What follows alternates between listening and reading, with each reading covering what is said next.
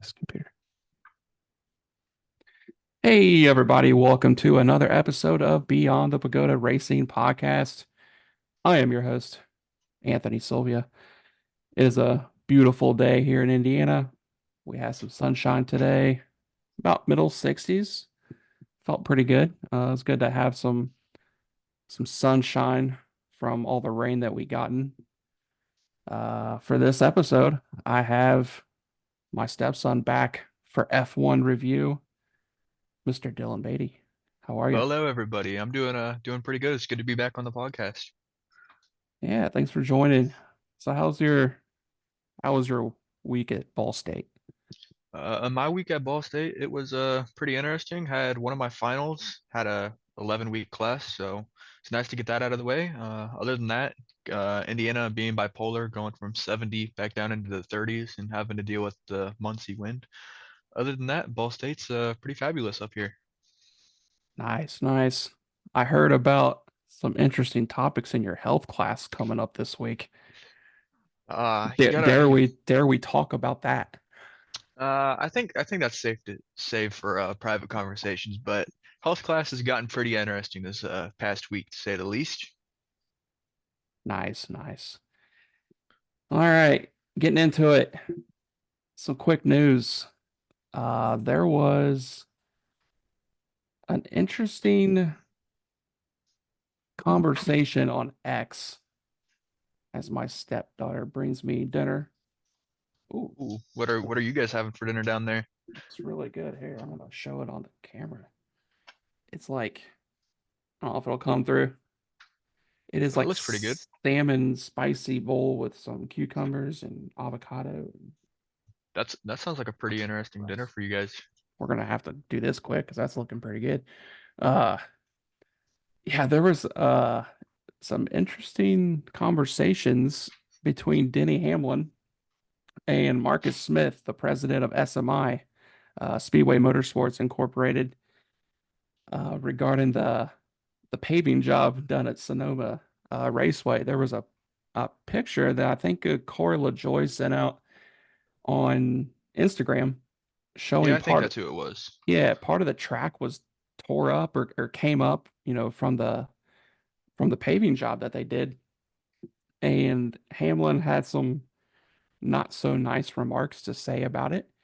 Basically, it was a typical SMI paving job. SMI doesn't put much into their tracks, and it took a turn for the worse when Marcus Smith basically did a personal attack on Denny Hamlin, like, you need to focus on learning how to win a championship since you haven't done that. And then that pissed Hamlin off. And then he came back and said, well, you better get this fixed and not ruin everything that your dad pretty much gave you.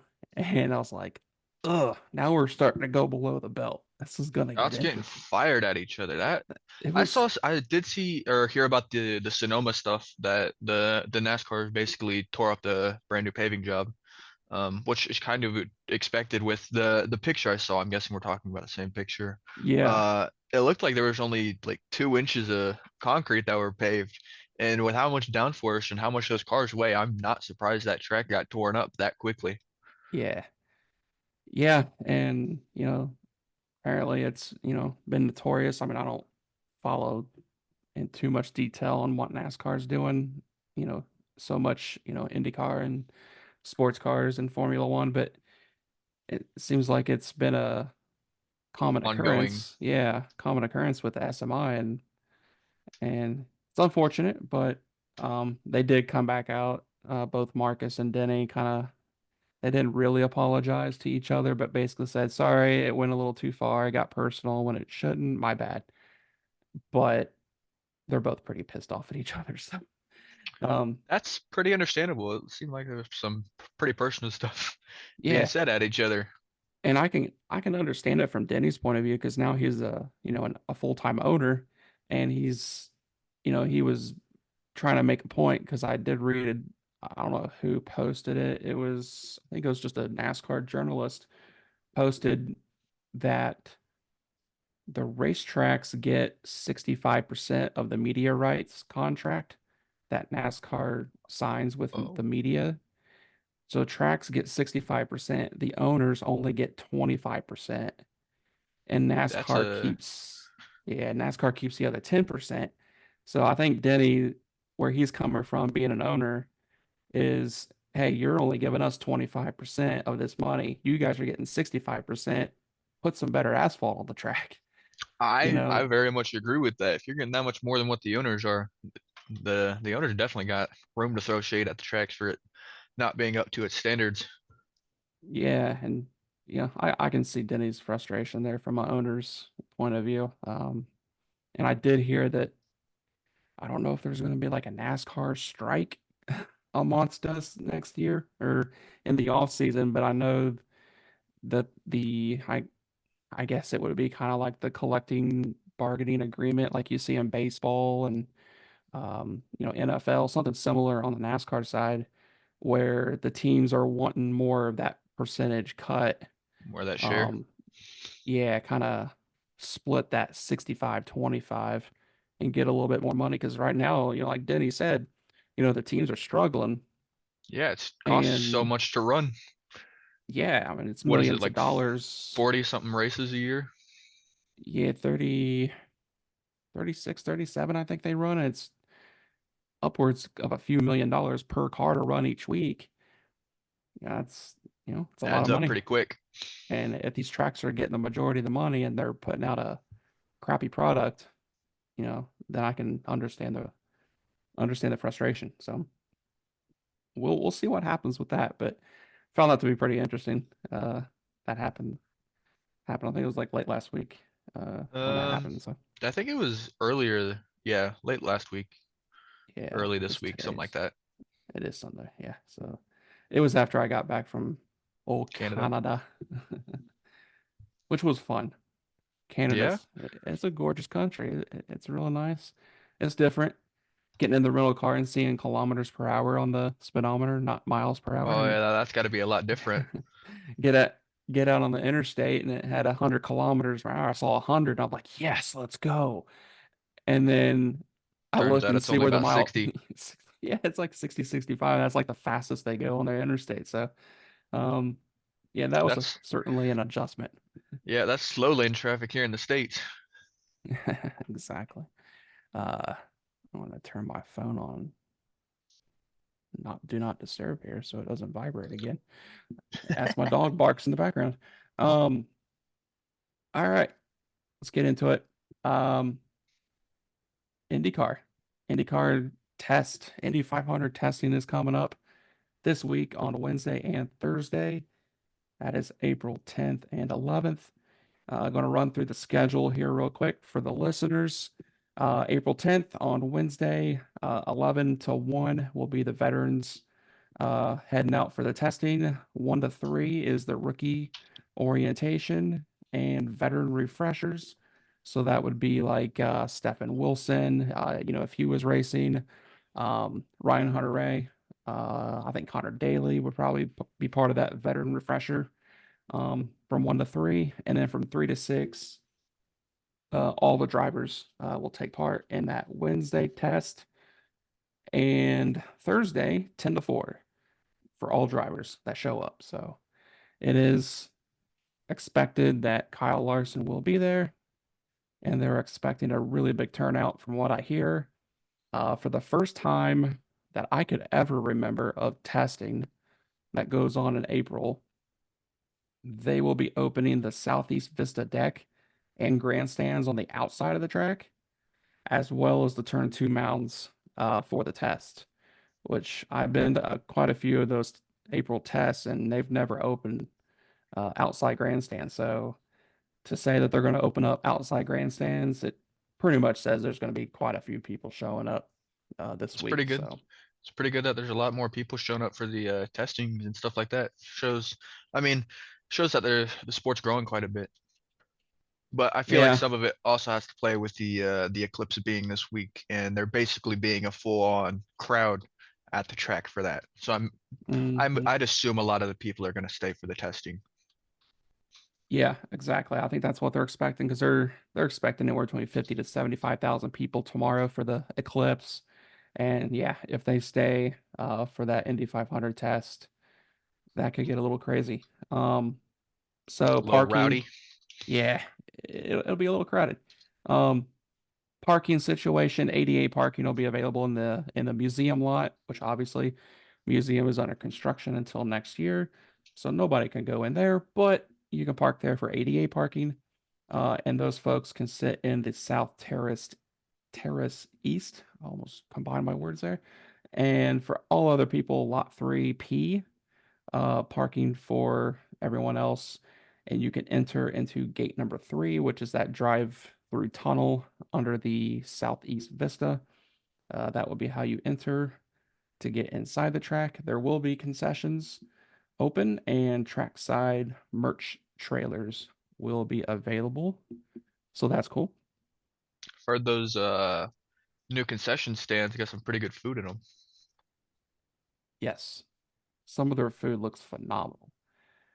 And I only know this because my fiance, aka your mom, is the director Hey. of food and beverage at IMS, and she has shown me quite a bit of pictures, and she has tasted a lot of this stuff, and she says it is all fire. So The we're, what was we're it? gonna, The brisket hot dog or whatever it was, something like that. yeah, it's like That a looked very delicious. yeah short rib hot dog, and then the chicken kebabs. I think they were chicken or pork kebabs. They looked amazing. So that'll be cool to get my hands on some of those during the month of May. So,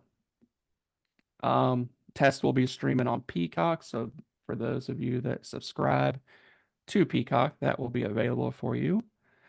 Um, the weather, though, Wednesday, it's looking a little iffy. Temperatures are good, but the rain chances about 60% for Wednesday. Thursday is like 80 plus percent. So it could very well be a washout on Thursday. We will see. It is Indiana, and the weather changes by the hour. So who knows?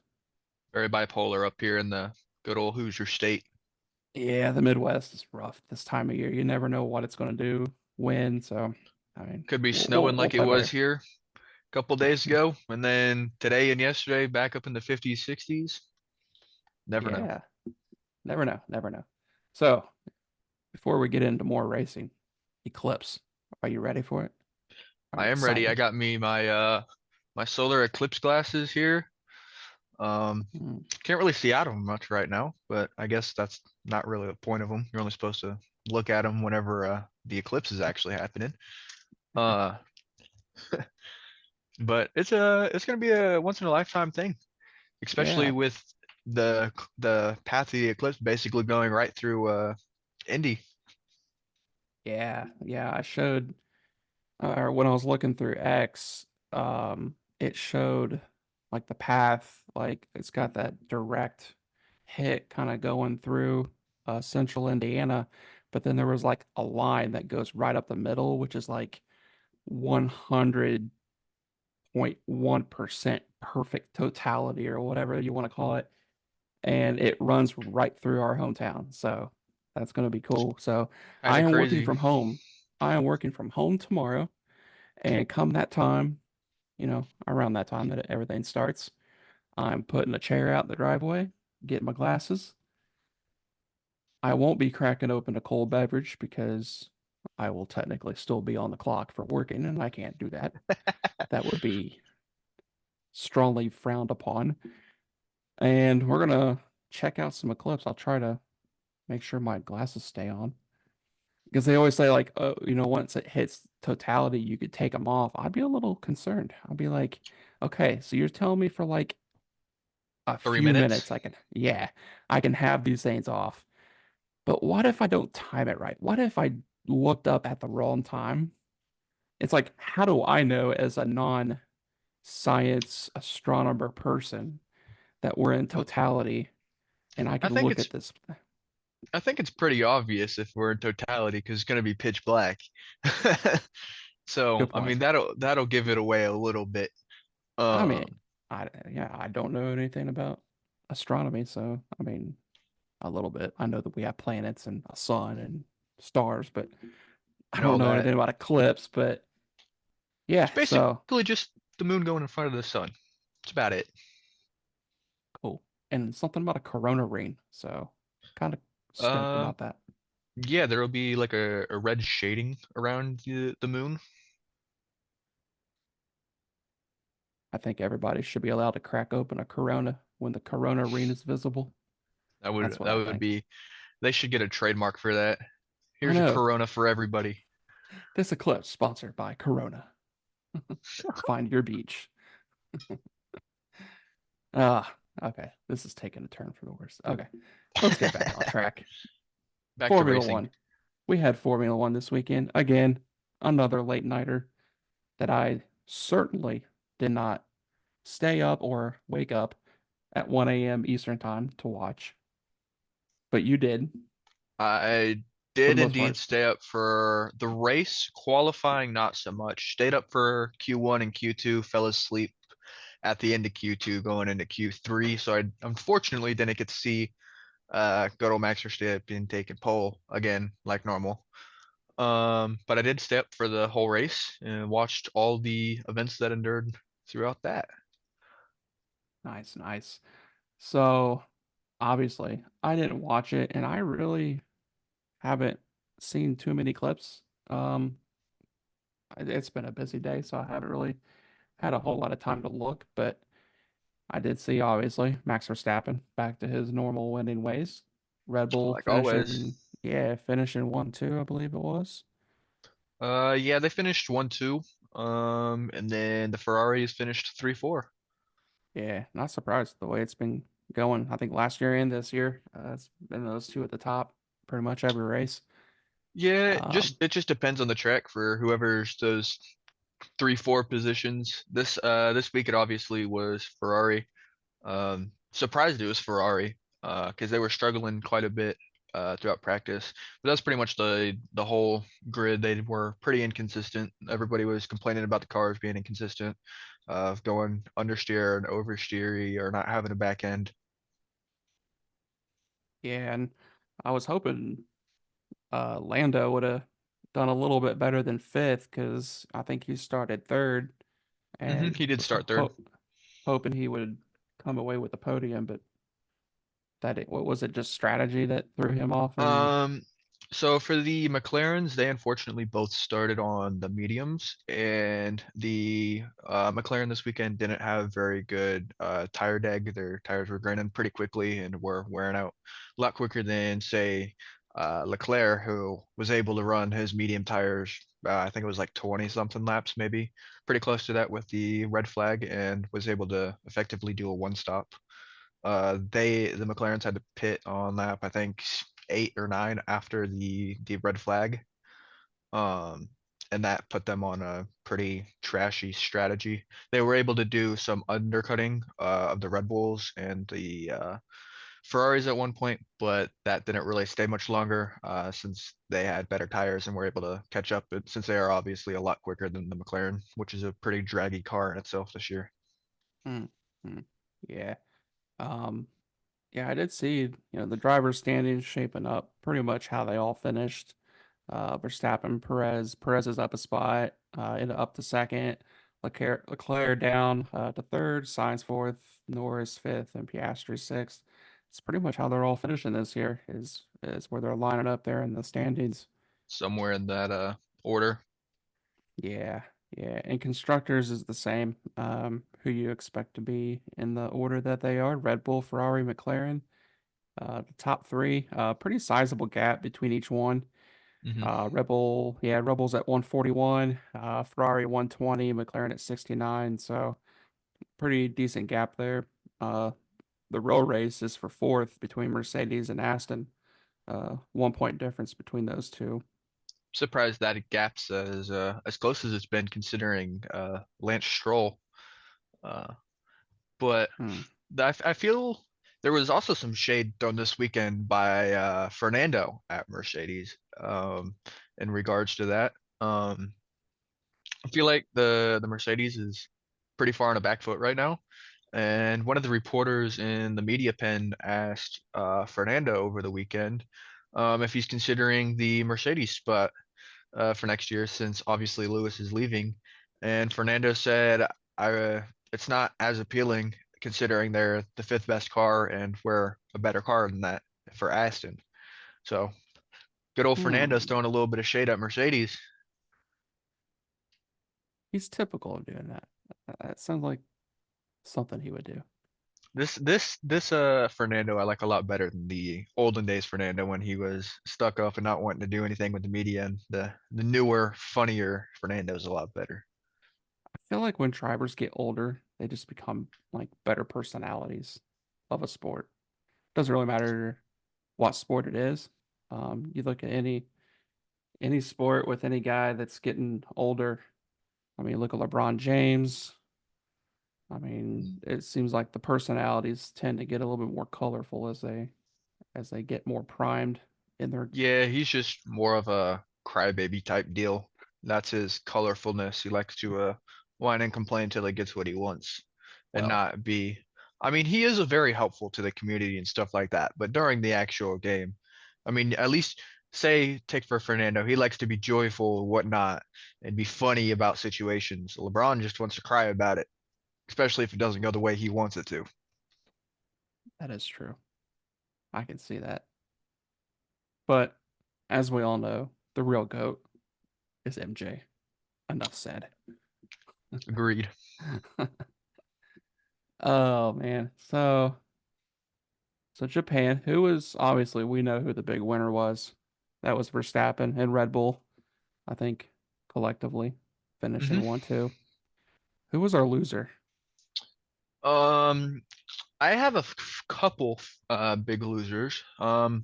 First one, Danny Rick. And you can also tag along Alex Albon into that. Albon was looking somewhat strong going into the weekend and got very unfortunate on the second turn on the first lap and got taken out by Danny Rick, who was trying to avoid Lance Stroll. Kind of veered to the right a little bit, trying to get into the racing line, and Albon had a much better car off the start, had a lot more traction, especially going around the curve, and was trying to go along the outside. Danny Rick didn't see him since Lance Stroll was going up his inside.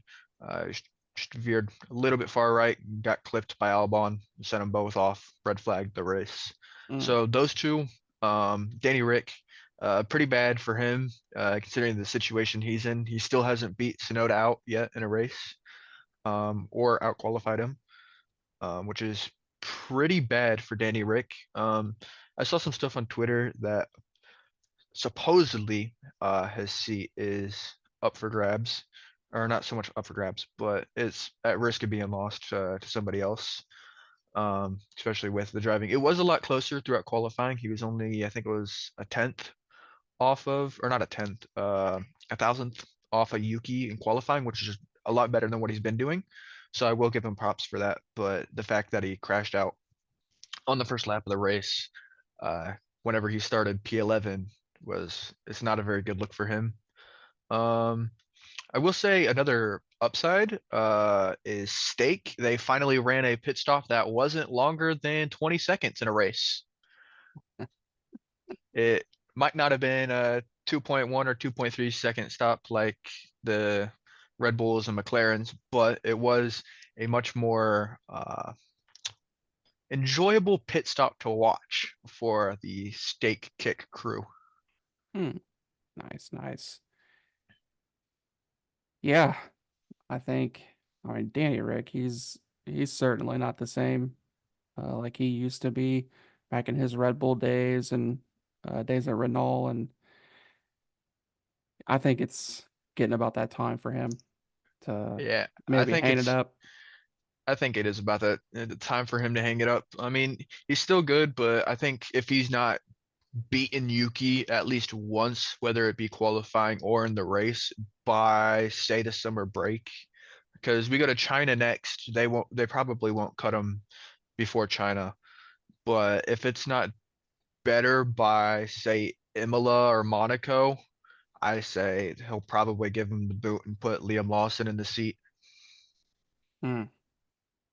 Yeah, we will see. I mean, yeah, I know his performance hasn't really been there on the F1 side, but man, it would be kind of cool to see Danny Rick come over to the States, maybe run IMSA or IndyCar or even WEC overseas. So I could definitely see him possibly wanting to come to IndyCar, considering he didn't after the whole McLaren situation. I genuinely thought Danny Rick was going to come over here and they were going to pull Pato or somebody over there to F1 or something along those lines whenever that whole situation was going down. But I could see Danny Rick coming over to F1. If not, he definitely would go to say IMSA or the World Endurance Championship, which is where a lot of ex F1 drivers tend to go. hmm Um, yeah, I think he needs a good restart of his career because Good restart. He's a lovely personality and all that, especially around F1 with how dull it is a lot of the times. But oh yeah, his his racing ability has definitely taken a toll for the worst the past couple of years. yeah, for sure. And yeah, I mean, I think IndyCar could really benefit from his personality, kind of boost the sport a little bit in a good positive direction. I mean, IndyCar is getting there with some of the personality they have now, with Pato and his teammates, how they pretty pretty prominent in the social media and some of the little games that they do and stuff. And then you got Joseph Newgarden and Scott McLaughlin. Well, I guess they're ex-Bus Bros now since they don't do that YouTube channel, but um, still, nonetheless, good personalities of the sport. Um, it would be cool to add Danny Rick to that mix, but It we'll it would see. be pretty positive. Oh yeah, for sure. Uh, F1 next. They are off next weekend, I believe, and then they go to China April Yep. 21st. China for the first time since 2019. Haven't been there since pre-pandemic. Um, they were supposed to race there in 2020, but obviously Corona happened, so they haven't been able to go back there. So it's good to see them back there. I don't think the race. I mean, the race in itself could be interesting considering the specs of the cars have changed quite drastically since then. But I still think it's going to be a Red Bull masterclass. Yep. Possibly Ferrari, because it's got the I think it's the longest straight on the calendar, possibly, or hmm the second longest straight. So it's definitely going to be one of those two cars winning. Wouldn't count a McLaren or Mercedes, who's pretty draggy. I'd probably see Williams doing pretty good. I know they have a pretty drag resistant car. Um, So I would see Williams hopefully doing good. If they're able to get both of their chassis to China in time, because I know Albon's chassis had some damage to it. Mm. Now, was that from this race this weekend or from the last one? That was from this weekend. Logan Sargent raced Albon's Right. one from Australia, Yep. and Albon wrecked this one. So that one has to get shipped back to England and repaired uh, this week before they go to China. Gotcha. Gotcha. Yeah, it puts them behind the eight ball for sure, which seems like Williams can just never catch a break and they're always behind the eight ball. So, Yeah, yeah, I think they it sucks for have them. 2 million already spent this year in extra parts, broken parts, stuff like that. So, I mean, every team has a rec budget for the cost cap that they set aside. But considering they've already used at least 2 million of that, and we're only three, three races in, four races in, hmm it's pretty disturbing considering some drivers don't even get a million in a year. Yeah. And yeah, like you said, we're just starting the year out and they're already, you know, in that position. That can't be good for them being a smaller budget team. So it'd be Yep. interesting to see. Having that and still not having the extra chassis in case they do shunt it and say a FP1 or an FP2, they'll go down to one car. They won't. I think they announced they'll have the extra chassis for Miami, which is still another month away. I think they hmm go from China to Imola or Miami, one of those two. So it's Uh, it's going to be a rough couple of weeks for Williams if they can't figure out situation. Yeah. Yeah, it looks like they do China or no, yeah, China on the 21st, and then it's the US Grand Prix at Miami Yep. on May 5th. Okay. So they got to make it through China then. Yeah. It'll be good to see. Yeah, we'll see what happens there. Let's see here. NASCAR Um, was today too. They had NASCAR was? Martinsville, yeah. I did actually watch some of it.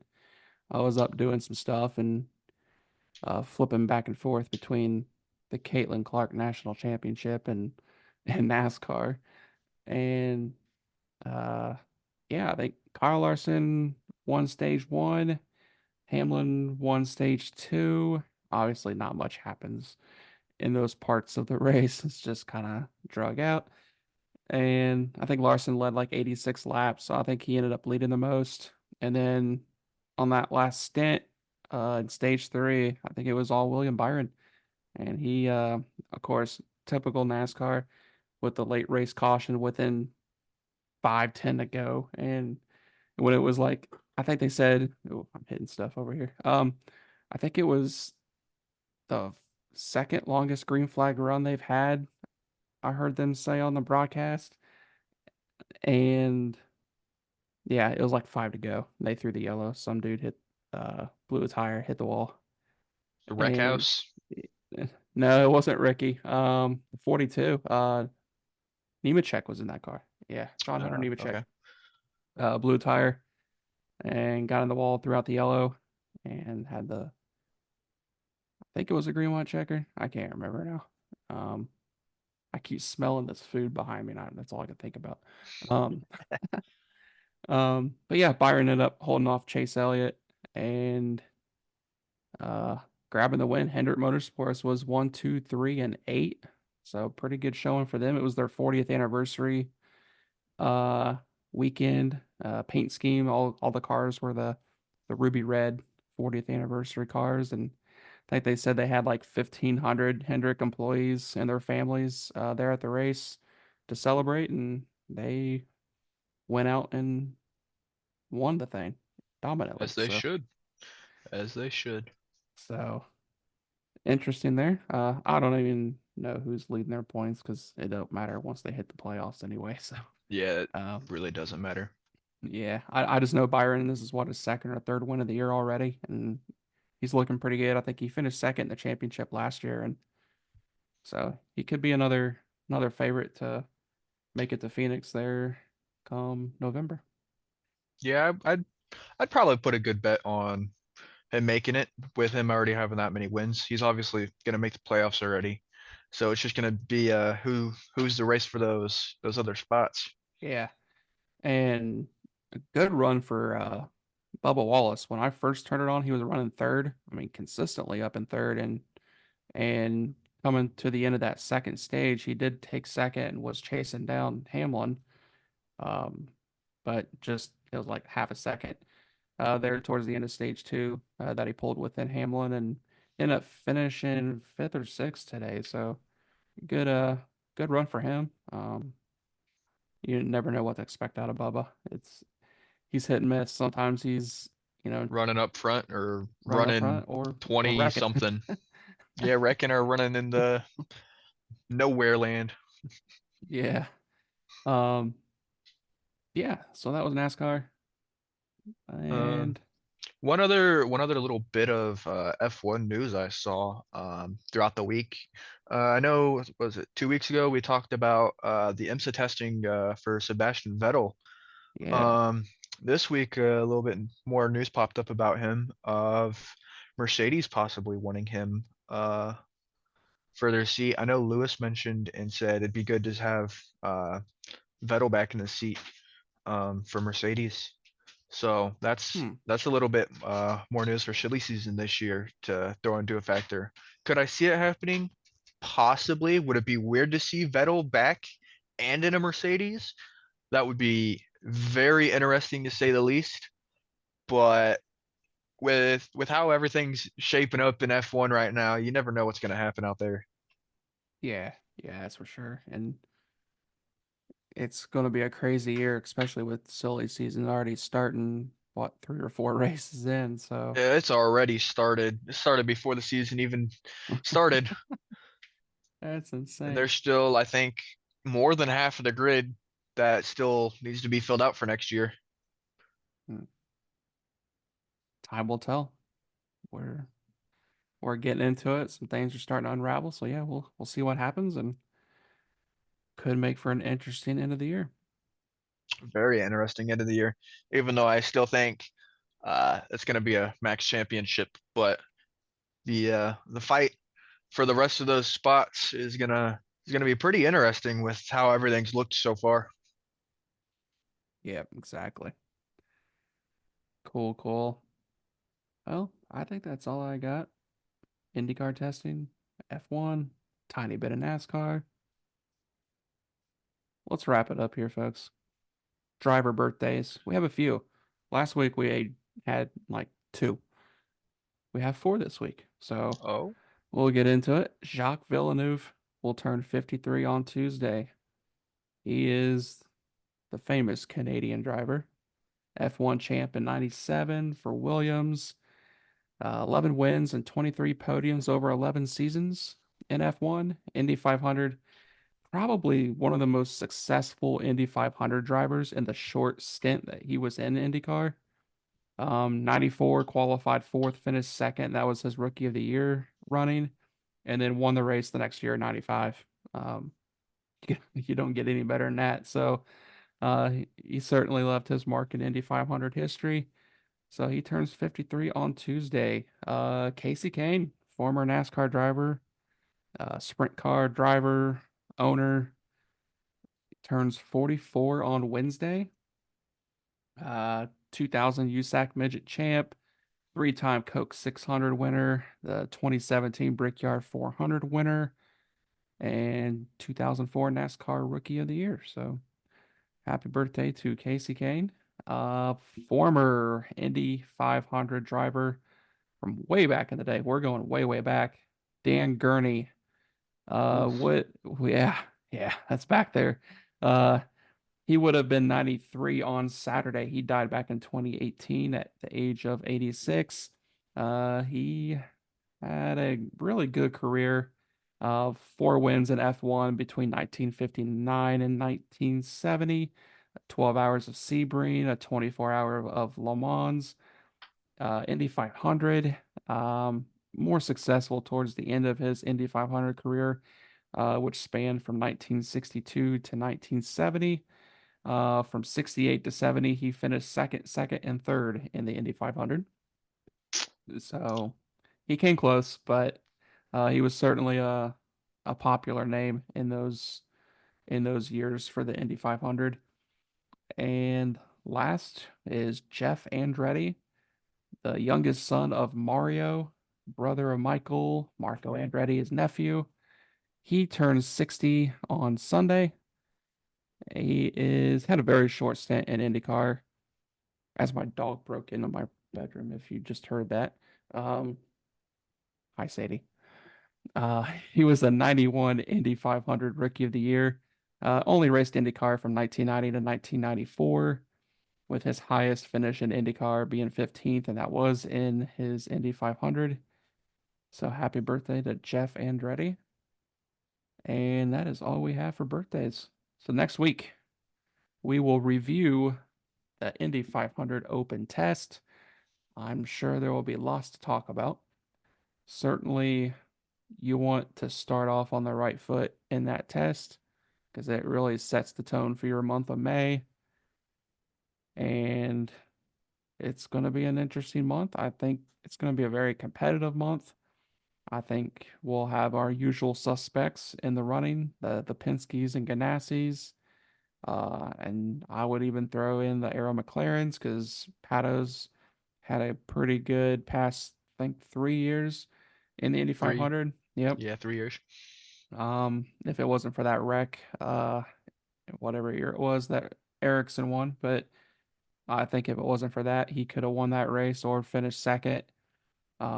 He's had some good runs, really competitive. So Yeah, it'll be interesting to see. I still think Polo's going to be kind of like my pre-May pick to win it. He's came close a lot.